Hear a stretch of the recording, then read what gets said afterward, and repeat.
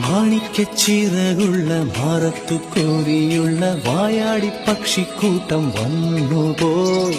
കാടൊന്നു കാണാനായി കൂടൊന്നു കൂട്ടാനായി ആകാശപ്പുഴ നീവി കുതിച്ചുപോയി.